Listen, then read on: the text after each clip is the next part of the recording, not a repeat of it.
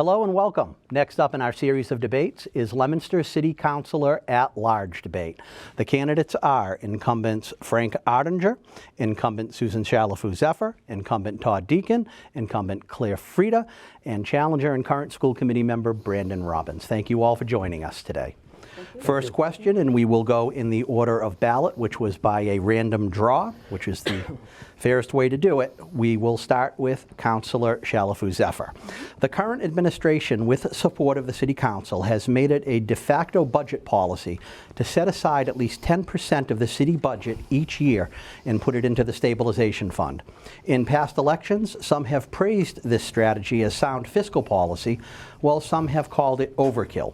Do you support continuing to allocate at least 10% of yearly revenues into the stabilization fund, which currently has a balance of over $20 million, or do you think those monies could be better utilized elsewhere? Councilor Chalafu. Thank you very much, Kevin. I've had disagreements in the past about the size of the stabilization fund because the city was putting a lot into stabilization, it was putting a lot into post-retirement benefits, and I thought at the expense really of the school department. So with the recent changes in school funding, particularly with the Student Opportunity Act, I think that now we're able to catch up in terms of school funding. So to go back to stabilization, I'm okay with the 10% at the moment. But I think that that is something that the state guidelines, the Department of Revenue guidelines are actually 5 to 7% of your operating budget. So we are at 10%, which is over what the state recommends. And we've been aggressive about building up the stabilization fund, and I think at this point I am okay with that. But I think in the future we may not be. We may have to cut that back a little bit. But right now we have over $20 million, I think $23 million. So I think we're in very good shape at the moment. Very good. Mr. Robbins. Thank you, Kevin. I tend to agree with the councilor. The state's recommendation is, according to the Division of Local Services, somewhere between 5 to 7%. I as well, before I was on the school committee, have been a vocal advocate against putting tons of extra money into the stabilization account. To me, that means we're overtaxing our residents. With that said, we just had a huge catastrophe in Leominster, the 9/11 floods. Clearly, a healthy stabilization account is important for recovery efforts from that and from future situations that might occur. I personally feel that in the past, the school department and our students have suffered because of that extra that's been being put into the stabilization account. But again, I really think it depends on the current time that we're in. The Student Opportunity Act, thanks to the state, has really provided some critical extra resources for our students. So at this time, I think 10% is okay, but those $9 billion increases like we saw this fiscal year are not going to continue forever, and we need to figure out how we're going to make up for that moving forward. Councilor Ardinger. Thank you very much. The stabilization fund is always an interesting topic. Many people want a smaller stabilization fund, others want a much larger stabilization fund, but it's important that we have a solid stabilization fund. You mentioned that it's a de facto fund. It's not written in law that we set aside 10%. We can set aside more or less as necessary. But as we recently saw, our rainy day fund came in handy because we had a rainy day. And having that rainy day fund set aside, the council was able to immediately appropriate $1 million into flood relief after the 9/11 flood. We were also able to immediately appropriate the overtime expenses for the city departments. The mayor is currently taking immediate action to ensure that the people with hot water heater or furnace problems are being taken care of before the cold weather starts. The road has been built to give the people on Exchange Street access to their properties. Most of the city roads are back in shape. They're in good condition. There's still a lot of work to be done, but they're still in good condition. And we've received a number of grants throughout the year to help with the improvements throughout the city, thanks to our grant administrator. But those grants always require an upfront funding by the city council before it goes back and we get reimbursed for that money. So we need to have that money for emergencies. We need to have it for grant funding. And You mentioned that the state requires 5 to 7%, but Moody's, actually requires 16% of the money to, be in your stabilization fund. That put us in the range of 26 to 28 million, so we're actually below that. And the point of that is that affects our bond rating, and that bond rating gives us a solid, step in getting loans for like this police station and the potential Fallbrook school expansion. Thank you, Councilor. The 2 minutes are up. Greg? Next is Councilor Frida. Thank you, Kevin. I was fortunate or unfortunate enough to be there when the stabilization fund was first discussed, as you were.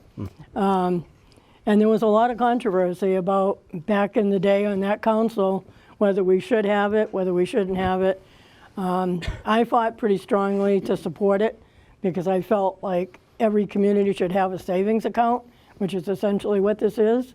And as we have seen, as other councils have mentioned, the last few months, the last couple of months with the devastation we've had, we've got easy access to that. We've just developed another stabilization account for the opioid settlement money. And the safety factor is in there that it needs a 2/3 vote of the city council to take any money out of that account. So I'm comfortable with the fact that we have that. Should it be 10% all the time? I think there should be some flexibility there. We got a lot of ARPA money. We've got a lot of extra money. We could release some of it. I think every councilor has probably a pet project or a pet area that they would like to see more money go to. Public safety could use a little more. So I think in regard to the question exactly about the stabilization, I support it, and I support the 10% being in there. Very good. Councilor Deakin. Thank you, Kevin. I agree with the 10% increase in regards to the stabilization fund. As my fellow councilor Ottinger stated, Moody's recommends 16 to 18%. That would roughly put us around 26 to 28 million dollars. The city finances are most important. We have a strong mayor with a strong city charter, and it's a very important political process.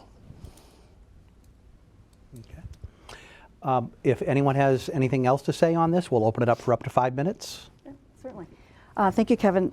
In terms of the stabilization account and for providing help to those that were impacted by the flood, the Community Foundation and the United Way in Fitchburg, along with other communities, have raised a lot of money that the city is in the process of distributing. So in addition to our own, we're using, I'm glad that we have the stabilization fund because we can use that for infrastructure. We can use that, certainly to pay our first responders and our public safety people overtime. But there are other organizations throughout the area that are also helping with flood relief.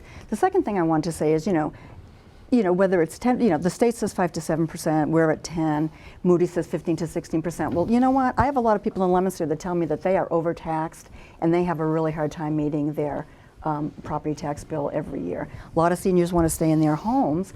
So by the same token, we should aggressively squirrel away money, in the stabilization account for catastrophes like this. But we also have to be mindful of the people who are footing that bill. So a little more, I don't think it hurts to be a little more conservative when we think about putting money away in the stabilization account.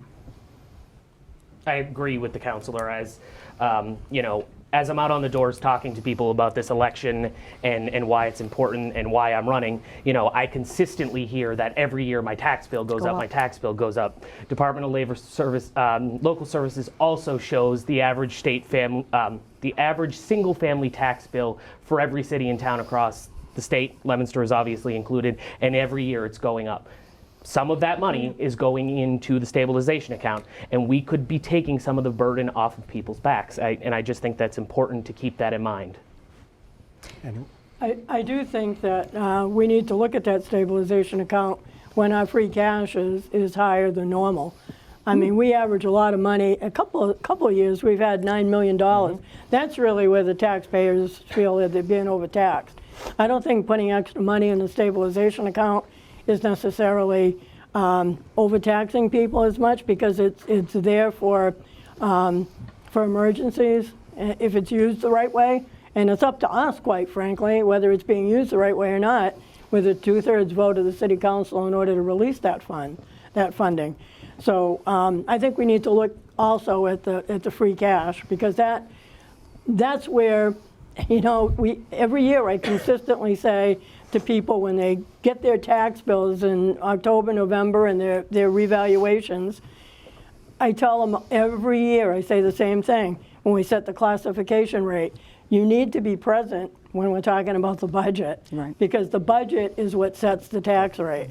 And if you're not there to pay attention then, you can't talk about it in October, November. So we need to keep stressing that. I think that's probably more of an important issue than the stabilization and whether we're putting too much in it or not. I was going to say, I think, you know, taxes are always a tough subject for people, especially, you know, seniors that are on a fixed income, and we have to be well aware of that. And I think we all agree that having a good, solid stabilization fund is critical. But whether it has to be 10% every year or not, that's really up to us, really, as It you know, is. whether or not we approve that. But if we don't have it, you know, we could find ourselves in dire straits very quickly. I remember back years ago when we were borrowing, getting surplus trucks from the Fort Devens for our DPW. I remember when the sand from the winter storms would be on the streets until April or May because we didn't have the money to pay for it. If that ever happens, I mean, it's not going to happen again, but that's why you need a solid stabilization fund in order to maintain that critical infrastructure support in case it's needed. I don't want to argue that. Again, I'm not arguing that the stabilization fund being healthy isn't important. But I would argue in 2016, when Leominster Public Schools was laying off hundreds of teachers, that was dire straits. Yeah. And we still put 10% into the stabilization account. Right. I think it's balancing what dire straits really is. Well, it's all about balance, because in the past, the city has been very, very aggressive about funding long-term pension and health liabilities, which I think is a good thing. But we needed, I think, at that point, to pull back a little on that kind of aggressive funding of those future liabilities and you know, have a little more balance, put more money into the schools. I mean, that was a conversation that we had in 2016, 2017. But again, every budget, every year, it really depends on the circumstances, and you have to have balance. Very good. Okay, so that concludes the 5-minute open forum segment. We'll move on to question number 2. Retail has been a driving force in Leominster's tax base for many years. With the continued growth of online shopping and the continued decline of brick and mortar retail, what sector of the economy do you believe Leominster should be focused on going forward, and what will you do to support that effort? Mr. Robbins. Thanks, Kevin. I think what we need to really start taking a look at is biotech. I think we are doing a really good job in the Leominster Public Schools right now of preparing our students for the STEM world. The STEM world really is their future and our future, and I really think that we've seen across, you know, even North Central Mass, that's where we're moving. Look at Devens, you know, that is flush with biotech. So I think we need to look at what we can do to support that here. One way that I think we can do that is really to partner with the Chamber of Commerce. As a candidate earlier tonight said, we have the #1 chamber in the country. I already have a really good relationship with the President and CEO Roy and his leadership team, Travis Condon. And I just think we need to really look at ways to partner better with them as a city so we can attract businesses here. In addition to that, though, I think economic development needs to be looked at more of as a regional approach. I think that if we are partnering with our communities that are surrounding us, we'll be able to attract more businesses to the region than just if we're looking at it, you know, as a single city or town. Councilor Ottinger. You know, retail really took a big hit when the mall closed. And I know there's a lot of discussion as to what to do with that mall, and anywhere from pickleball courts to additional housing. And I think we need to focus on revitalizing that mall through the whole group and get that segment of the retail back into town. In addition, I agree with Mr. Robbins over there, because biotech is the driver of the future economy. We look at what's going on in Devens. We may not be able to build the big, huge spaces they need, but we can be a supplier to the biotech industry, and that's where our future would lie. Good. Thank you. Councilor Frida. Certainly biotech is going to be the key word. But regionalization, as you know, I'm a board member of the Mass Municipal Association. I've been involved for 25 years in leadership of the Mass Municipal. And we've had many, many meetings, and regionalization is really the key phrase. There's so many opportunities to regionalize with neighbors and surrounding communities. Some will never happen. I know we talked about regionalizing years ago with either our police or fire or dispatch, and that was something that was never going to happen. There's a parochial feel to most of those services, but there are a lot of ways that we can regionalize. And I think partnering with other communities, using our Chamber of Commerce, that is key. We do have a really vital Chamber of Commerce. We know that. We're very fortunate. And Devon's was a major factor in hurting us, because it was not supposed to be a carte blanche permitting process when Devon's closed. That was not supposed to hurt surrounding communities, and it has. So we're suffering because of that a little bit. So we need to try to make up as best we can, regionalizing and paying attention to, and artificial intelligence is going to be something we're going to have to deal with. I don't like it, but I know it's something that we're going to be looking at soon. So, Councilor Deacon. Yes, obviously the big box stores have taken a hit over the last several years. One benefit, if you want to say, is small businesses have actually thrived in the community, downtown with restaurants and shops, that type of stuff. Regionalization, I'm in agreement with that, and I think biotech can have an important role in the city, as well as the mall. Maybe we go mixed use with the mall, whether it be some athletics, maybe some condos, some restaurant shops, but it's important for our tax rolls.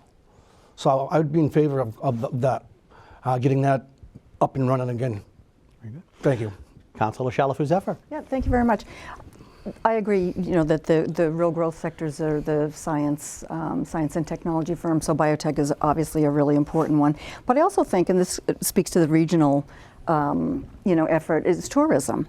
We're right in the center of the state. We have Shoalin Farms, we have a lot of festivals, we have some really nice events downtown.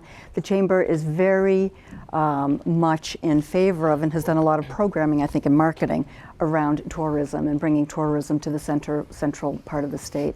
So I think that's an opportunity for us here in Leominster. I think we've done some of that, but I think we can do more of that, and that will certainly help our smaller businesses like our restaurants downtown and coffee shops and some of the smaller little boutique stores that are downtown as well.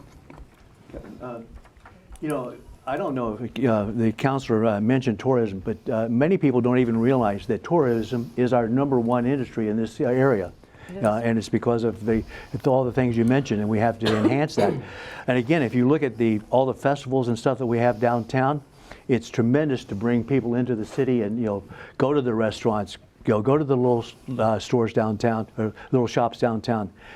But ultimately, we still need a solid industrial base of some type in order to sustain it. Tourism is a fickle industry. It may be here today and gone tomorrow, but manufacturing, in whatever capacity, probably biotech or some scientific area, is the base, the future base of our city. I'll also add that I think Leominster has a phenomenal feeder for whatever industry it is, whether it's biotech, advanced manufacturing. We have a flourishing co-op program where students in our CTEI programs go out and work directly in these businesses. Right now we have over 90 students who are in our CTEI program working out in the field. So there's no reason to say that there wouldn't be people available to work these jobs. There are people, our students are ready to do it. We just need to provide them with the resources in the industry to do it. Yeah. One thing I wanted to say was about the retail you know, the retail closure, particularly the mall. I mean, that presents a real opportunity, I think, for housing. You know, housing is a real challenge out here. That's something that the mayor just put together a task force that is going to be working on housing and affordable housing. So I think that the mall in particular represents a real opportunity for us to turn that into market-based housing, lower, you know, more affordable housing, you know, as well as mixed uses with, you know, restaurants, shops, whatever else down there, all within a walking zone. We touched a little bit on tourism, which is key. And it just reminded me of back in the 90s, working with Representative Simmons at the time. We developed a hotel tax. Yeah. In Fitchburg, Gardner, and Leominster. I was the chair of finance at the time. And we had regional meetings as a point of regionalization. We had regional meetings so that we could come up with a way, the chamber had approached us, to come up with a way to fund the Johnny Appleseed Visitor Center on Route 2. Representative Simmons worked hard to get the building, which was the old Howard Johnson's building years ago. And Fitchburg didn't have a hotel tax, so they initiated one, and they had the Great Wolf Lodge, which was perfect timing for them to be able to capture some of that money. Gardner and Westminster also joined in. So we were able to fund, and we still continue to fund, out of our hotel tax. And 3 years ago, I put in a proposal. It took a couple of times around to get it through, but that was for the purpose of increasing the hotel tax, which was pretty much visitors to our community to pay more money to put into our coffers to increase that money so that we could support the Johnny Appleseed Visitor Center and other issues related to tourism. Anyone else on this issue? Just one comment is that you know, we have to be careful in how we use our land. Leominster, unfortunately, doesn't have a lot of extra, you know, land space for industry. And my understanding is that there is a trucking industry looking to put in a big trucking terminal in at the on Jungle Road near Walmart. It's, you know, it's up to the owner of the land what goes there. But I just don't believe that it's a great place for a trucking terminal, by the way. But I just don't believe that that's the best resource, or the best use of a limited resource that we have in land. So, but I can't stop that, unfortunately. But there was a trucking industry that was on Willard Street in the old J. Casey building, and for some reason they're out. And I didn't even realize they left. But, you know, they're gone. So whether they're looking to relocate in Leominster, maybe them. But I mean, that's one particular industry. I think there are a lot of others that would benefit the city, and we've been great on tax incentives for people with some really good ideas, and I think one of them failed in all the years, and we didn't lose money because we were paid back. But we've helped a lot of businesses start up in Leominster. Good. Next question. How do you see the state of education in Leominster? Where do we excel, and where may we need some improvement? Councilor Ottinger. Well, after dealing with the pandemic, I believe the Leominster's education system, from a student's perspective, is in pretty good shape. You know, I have grandchildren, I've spoken to all of them, and they tell me the schools are great. The education is great.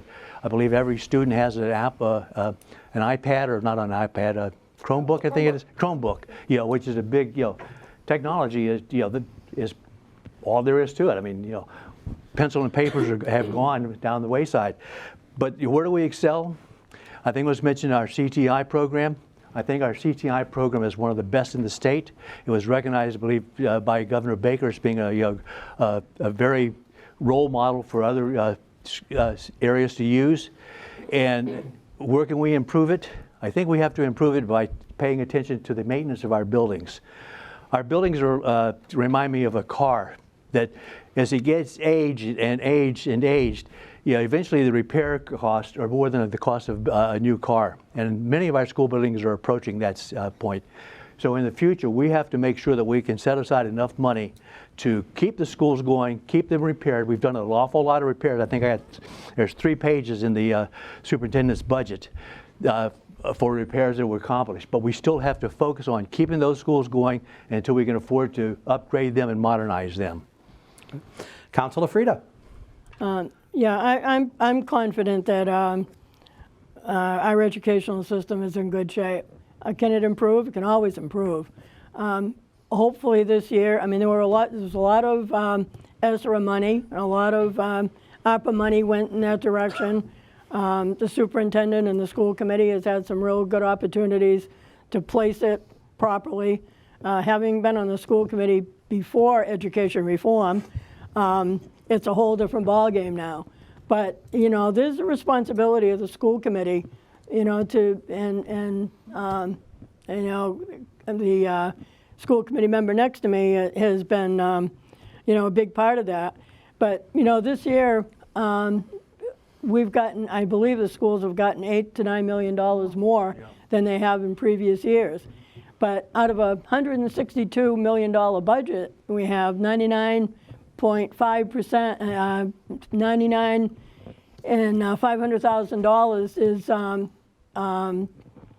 the part of our city budget that goes towards schools.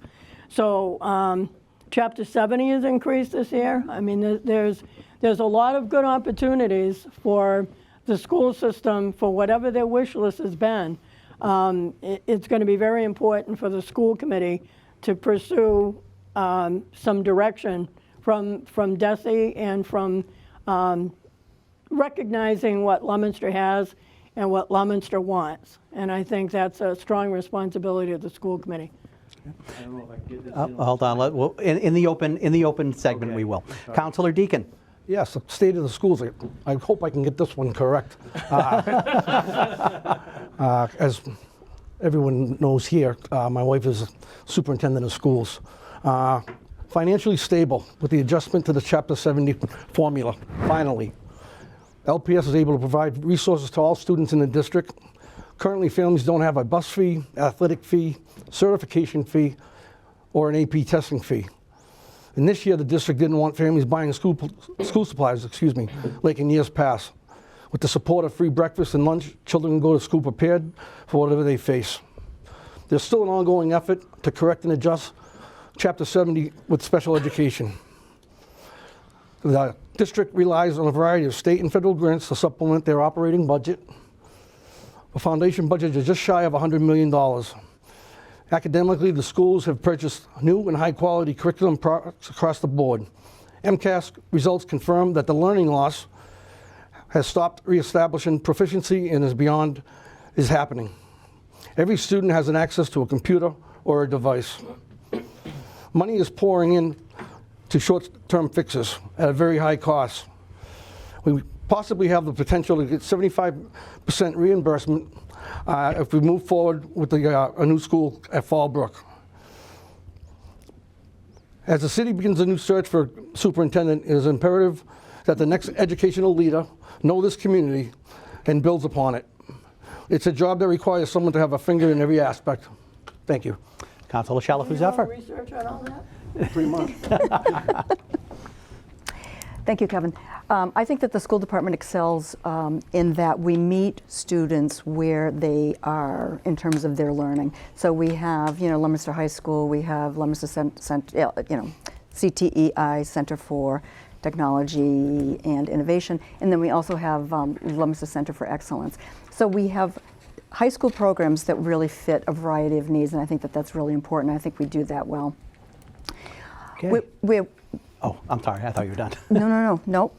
But I think where we need to focus on, people have talked about the Student Opportunity Act. Yeah, the school system got $9 million more, $8 million, and the city put in another $1 million because of the Student Opportunity Act. And what that did, it changed the formula so that communities like Leominster, probably Fitchburg as well, changed the formula to better reflect the students and the challenges that are inherent in the system. So that's a good thing, but that's not going to last forever. That's like a 2-year big bump, and then the formula is going to go back to modest increases year to year. All the federal money that's come into the city, the ESSER money, the ARPA money, anything related to COVID, that's going away in 2024. So we're going to have to figure out how we're going to educate all these kids the way that we are now, providing technology that will change over the next few years. How are we going to do that? So that's something that we really need to keep our eye on. I have a 5-year-old granddaughter who just started school at Fallbrook. Thrilled to pieces, she loves going to school. But there are 27 kids in her kindergarten class. That's a lot of little 5-year-olds for a brand new teacher to be wrangling. And that's the average size, I believe, of all of the kindergartens at Fallbrook. So she's excited, I'm excited. I had a nice chance to go over to the school for the book fair. And so I'm excited what people are doing in the system, but I think we just need to really think about the challenges that are upcoming, because we're going to see them soon. Good. Now we open up for a 5-minute, up to 5-minute discussion. I don't get a chance? Oh, you didn't? I didn't go. I'm after sorry. Sue. Go. I'm sorry. No worries, no worries. Go for it. No, as the vice chair of the school committee, I am incredibly proud of the position that our schools are in right now. Councilor Deacon mentioned a lot of this. You know, we were able to waive every single fee that the school system ever had in place these past couple of years. AP tests, sports, busing, Buses. all of that stuff, no charge. We've negotiated really fair contracts with every single union in the district that has made our district competitive to work in. And people want to come to work every single day. So, but as pretty much everybody else has mentioned, that's been on the back of some really big support from the state and federal government because of the pandemic and because of fixing the Chapter 70 formula. I really think that as a city and as a school committee, we're gonna have to look at how do we continue that going forward. I wanna make sure that we continue to provide our students with not only the best education in North Central Mass, but the best education in this Commonwealth. And I think we can do that, but it's prioritizing education and really seeing the value in it. That's what brings people to Leominster. That's what keeps them living in Leominster. And I think we can do it, but we got to make it a priority. Very good. Now I think we can open up for 5 minutes. Thanks, Kevin. Chapter 70 has always been a bone of contention with me, because small urban school districts like us, really get the short end of the stick when it comes to Chapter 70 money. I mean, we're not Newton, where they can build a new high school and put a swimming pool inside, indoor swimming pool in there. We're Leominster, where we're working class, everyday people, and we need every penny we can get from the state.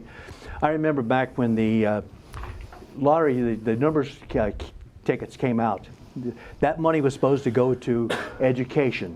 And had that money gone to education, every school in the Commonwealth could have an indoor swimming pool. But somehow it gets in the legislature, and they muddle the money, and it goes away. The 4% increase in the taxes for millionaires is supposed to go to schools and roads.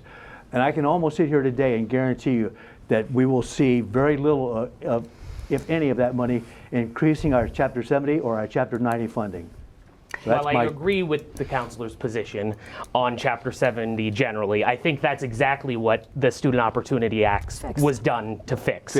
And we've benefited handsomely from that. Right. I also want to just quickly circle back to something else about building maintenance. Our school district has done a lot of positive work on the buildings throughout the pandemic.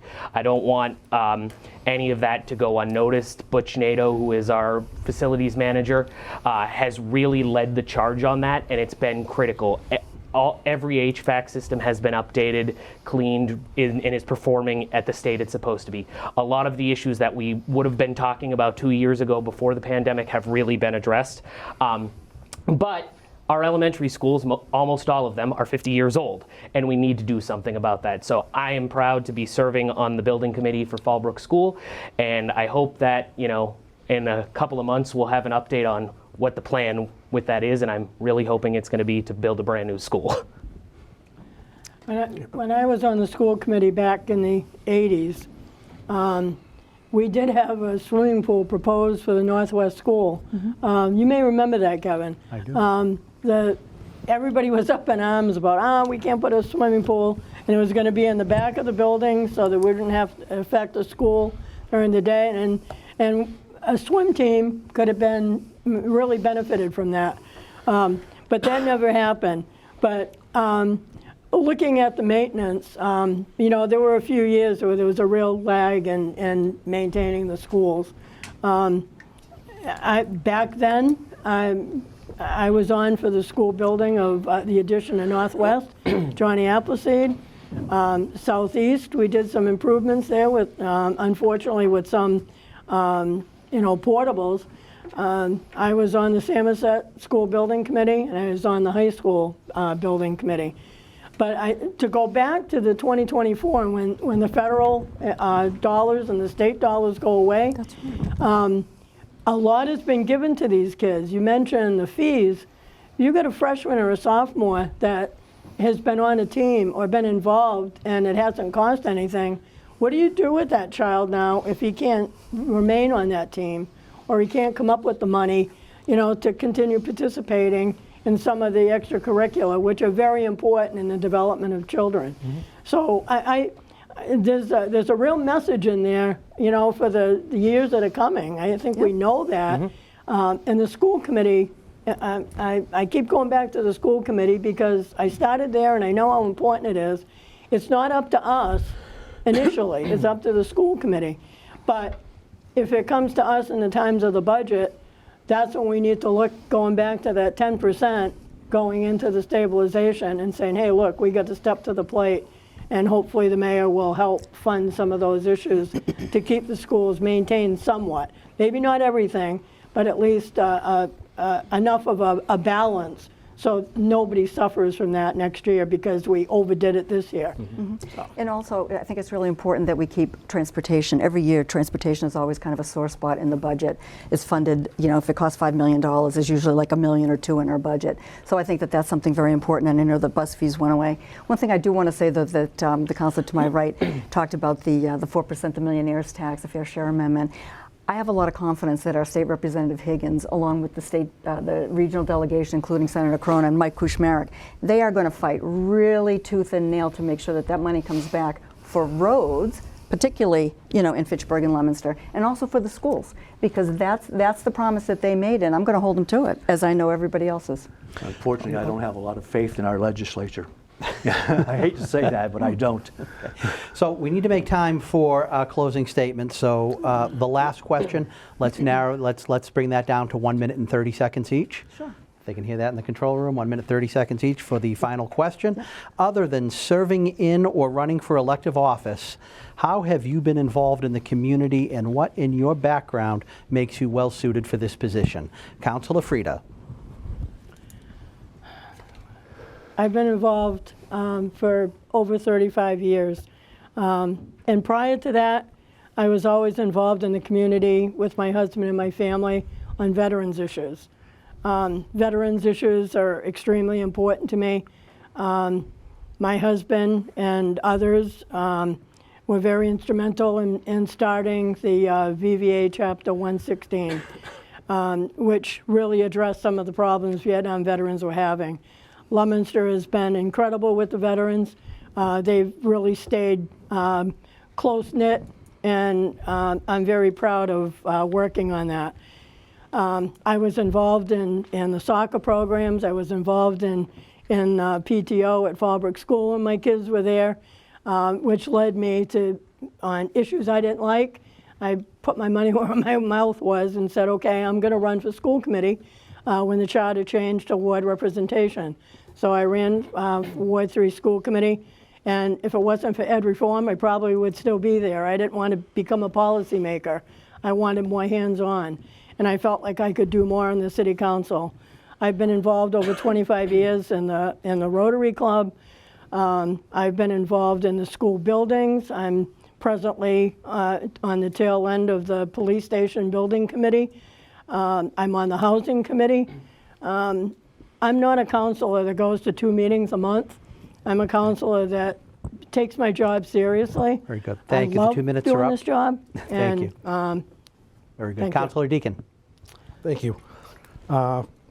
Military experience. I was in the United States Marine Corps for almost 5 years, active duty. I served over in Desert Storm and Desert Shield. Extended my enlistment and went with my fellow Marines over the Persian Gulf. I was a police officer in the city of Fitchburg for almost 25 years. I recently became a Rotarian in Leominster. And a few months ago, I got on the board of directors at the Employees Credit Union here in the city of Leominster. I'm a father, a stepfather, a grandfather, husband. Me and my wife and the kids always try to get involved in the community, attend all the functions that we can make, and volunteer, and obviously support veteran services and the elderly. All those are very, very important to me and hold close to my heart. Thank you. Thank you. Councilor Shalafu-Zephyr. Thank you very much. When my kids were little, I mean, I've been a volunteer for a very long time, you know, doing a variety of things, but when my kids were little, I coached at Leominster Youth Soccer. I was the girls coordinator. I was on the board for a number of years and did that. I've been involved with the Leominster Public Library for almost 30 years, I think. I am the vice chair and currently a trustee, but before that, I co-chaired the fundraising committee for the renovation and expansion of the library downtown, which I think is a real jewel in the city. And before that, I was on the Friends organization and helped organize the first ever fundraiser to change the card catalog, which many of us will remember, you know, into an automated system. So that was the first. It was the first annual giving campaign that I organized at the library. I've been involved in a number of nonprofits supporting homeless individuals and families, and you know, most recently managed a local food pantry for over 10 years. So I've been involved in the community in a number of different ways, and now as a grandmother with grown children, you know, I look forward to being involved, you know, even more in the local grammar schools. So, yeah, so those are the kinds of things that I've done throughout my life here in Leominster. Mr. Robbins, will we give you a shot this time? Thank you, I appreciate it. Okay. Involvement in this community is something I feel like that runs in my family a little bit. My dad worked for the DPW in the water department for 42 years before his retirement, and it really instilled a sense of giving back to this community in me, and it feels like something I've been doing ever since high school. As a member of the school committee, I attend every single event that I can, school event, community event. But I think the work that I'm most proud of, ever since I graduated high school, I've been involved with Ginny's Helping Hand, recently taking over as executive director. I feel like I've been doing the on-the-ground work in this community, and is exactly why I'm here in front of you today running for an at-large seat on the city council. I want to be a voice for those people that I am representing and working with every single day. Oftentimes those people don't even have time to be a voice for themselves, and I hear it on the front lines every day and feel like I can do that for them. Good. Councilor Ardinger. Yeah, unfortunately, most of my working careers has been outside of the city of Leominster. I've worked in Newton and down in Mansfield. So every day I didn't have a whole lot of time to get involved with local community operations. But I did get involved with a couple, okay? I've been a 36-year member of the American Legion, serving as the adjutant for I don't know how many years. I'm very active in the Vietnam veterans. I'm a member of a number of other veterans organizations, and veterans are obviously a key part of my life because I am a Navy veteran of 8 years serving as a submarine sailor on a nuclear-powered submarine. And I think that background really gave me a good foundation because back in those days we had to analyze and troubleshoot equipment. We didn't just change circuit boards like they do now, or just throw it away and buy a new unit. We had to fix things, and that meant you had to be analytical. It also taught me to have discipline. You make commitments and stick by them, and have integrity to serve. Also, I've been involved with the Boy Scout program. I had been involved with the Boy Scout program for over 35 years. I was a council commissioner, which is one of the top 3 positions in the Boy Scout Council, and I was awarded the Silver Beaver Award doing that. It's the top award that can be given to you as a Boy Scout leader. Very good. Okay. Thank you. We're going to do closing statements in reverse ballot order and end it where we began. So we start with Councilor Deakin. 3 minutes for a closing statement. Thank you. First, let me extend my gratitude to our moderator, Kevin Cormier, and the production staff here at Flap TV, as well as FATV and LTV for making this event possible. Our government depends on an informed electorate, and our hosts have done a good job at making that possible. I appreciate the opportunity to communicate with the voters of Leominster. I am thankful for the ability to let them know who I am. I have spent a lifetime in service to others. I have served as a young Marine engaged in combat to protect our way of life, and as a police officer to ensure the safety of our streets. Service has been in my blood for a very long time. Over the past 2 years, I have served with the people of Leominster proudly. I love our city. We are a people who have accomplished so much. This does not mean that there's nothing left to do. Challenges remain. The work goes on. Our cause endures. Together we will venture forward as a team dedicated to our future and the future of our children. I do not have all the answers. No one does. I can, however, promise you that I will dedicate every fiber of my being to do the right thing for our citizens always. I promise to continue to respect all, treat people with dignity, and be an effective advocate. I humbly ask for your vote on November 7th. It would be an honor to continue as your public servant. Thank you. Thank you. Councilor Frida. Thank you, Kevin, and thanks for allowing us to tell everybody who we are. First of all, I love this city as well, and I love my job as a counselor at large. I thank the people that have had faith in me and allow me to continue serving and representing them. I'm the longest serving elected official in the city. I take pride in that. I hope I can continue to be as how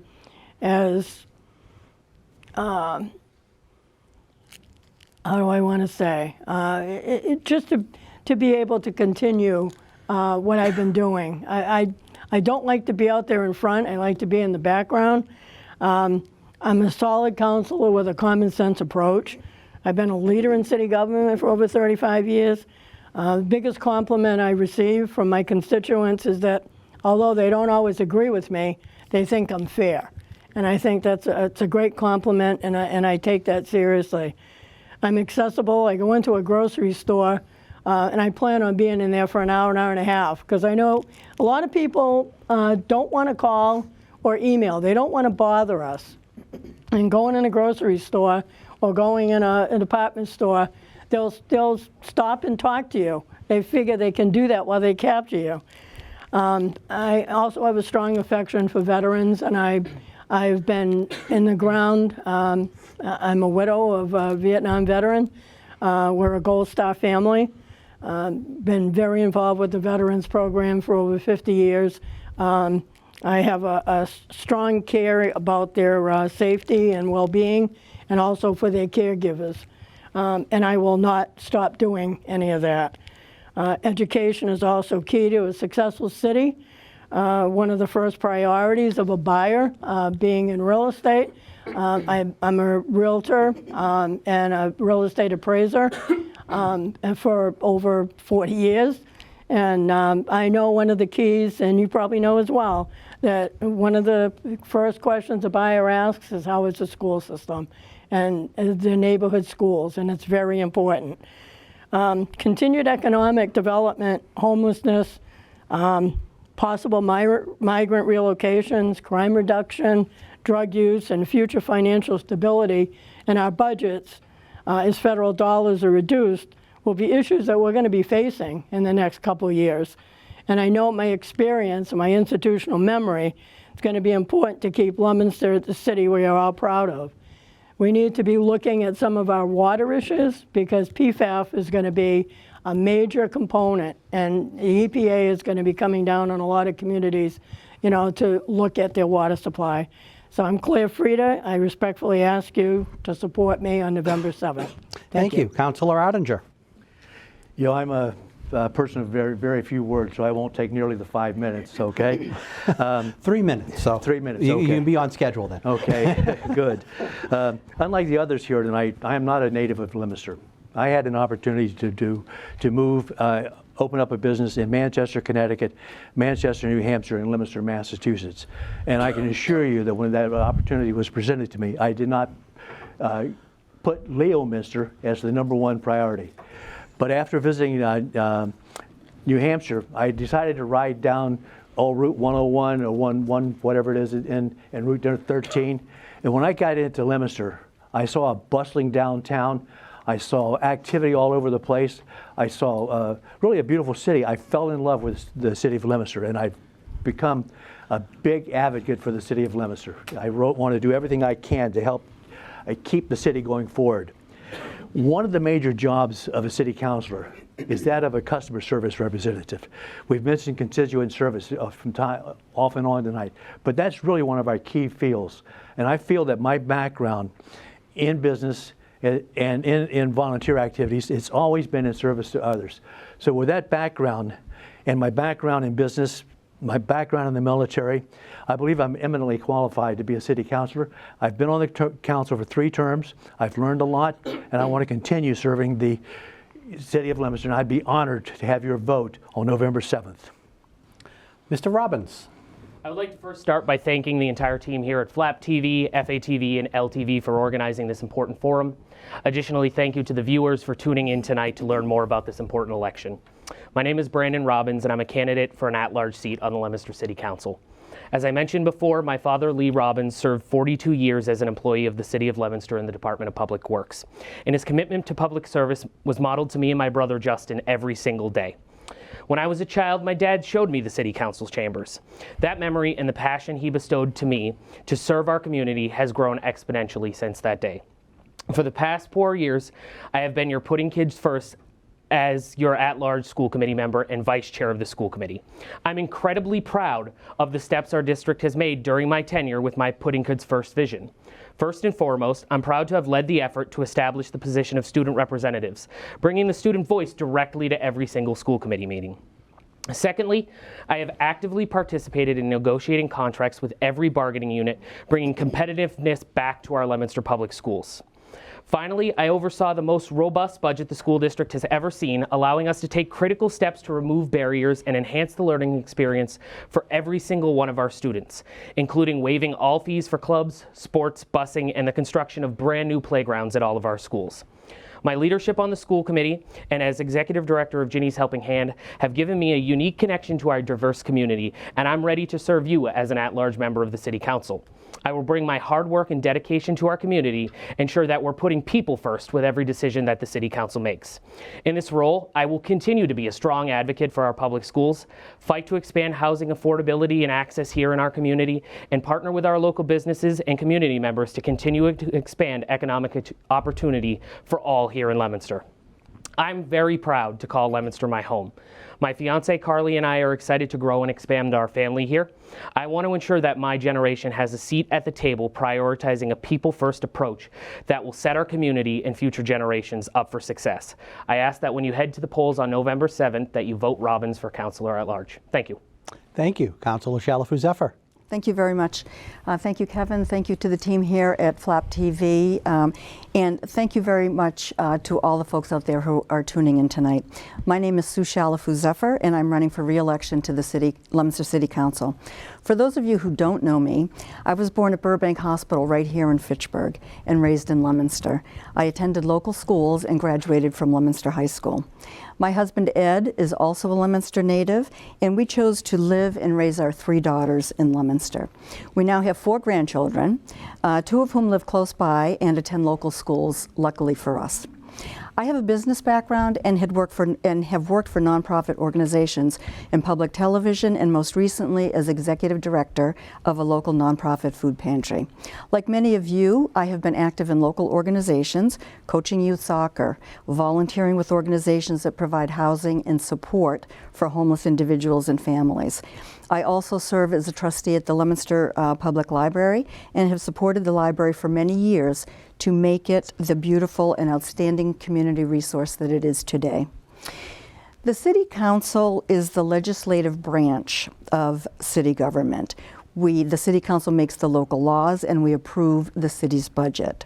The City Council works with constituents and helps with a broad range of problems, like helping a neighborhood get a crosswalk or traffic sign, getting potholes filled and streets paved, working through the process to get streets accepted and new telephone poles installed for better service. The job is varied and the details really count. Making sure that abutting homeowners are notified when a zoning change is proposed, or ensuring that the plan drawn for new utility service is included with a legal notice may not seem important, or it might seem mundane, until it's your home and your family that's being impacted. I'm running for re-election to continue the work that I've done on the City Council, advocating for you, asking tough questions, working with others to promote and encourage transparency and inclusivity in local government. Recently, I have been working with the mayor, our state representative, the Mass Nurses Association, and other community activists to make sure that we have access to the health care that we need. The birthing center at Leominster Hospital may be closed, but the fight for accessible birthing services for our families continues. I am proud to be endorsed in this campaign by the Mass Nurses Association. I am grateful to have served as one of your city councilors at large. I ask for your vote so that I can continue our work to make Leominster a better place to live, work, and raise a family. Please vote for me, Susan Shalafu-Zephyr, on Tuesday, November 7th. Thank you. Thank you. And that concludes this debate for the candidates for City Councilor at Large for the City of Leominster. Thank you all.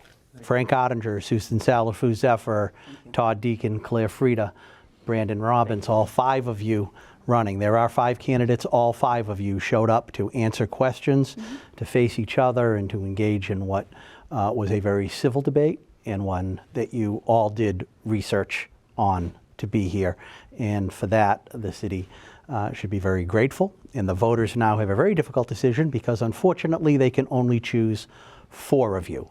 So each voter can choose up to 4 candidates for councilor at large from this group of 5 candidates. The election is on November 7th. You can continue to do more research, not only this debate, but visit their Facebook pages or just give them a call. I know all of these candidates are very accessible. That concludes this debate. Thank you very much.